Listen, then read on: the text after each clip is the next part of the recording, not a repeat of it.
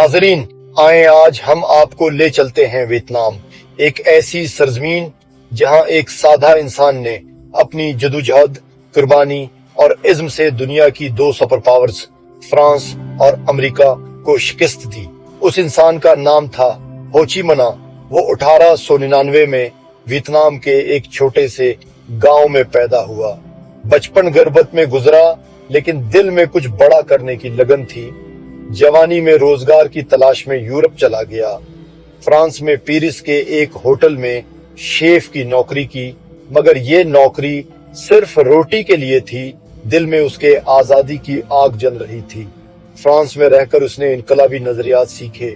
उसने देखा कि किस तरह साम्राज्यी कुव्वतें कमजोर कौमों को गुलाम बनाकर रखती हैं।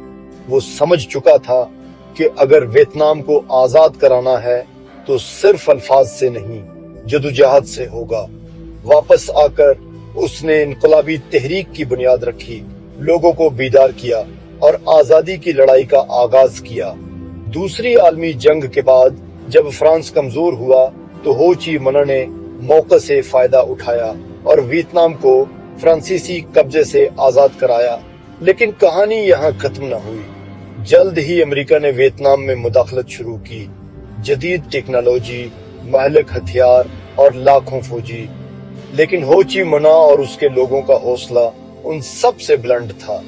उसने कहा, हम कमजोर हो सकते हैं लेकिन गुलाम नहीं।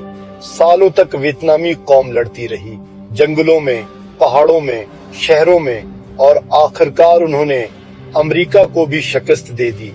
हो ची मिन्ह 1969 में दुनिया से रुखसत हो गया, लेकिन उसका ख्वाब, उसकी कुर्बानी, उसकी जदोजहद सब आज भी जिंदा है।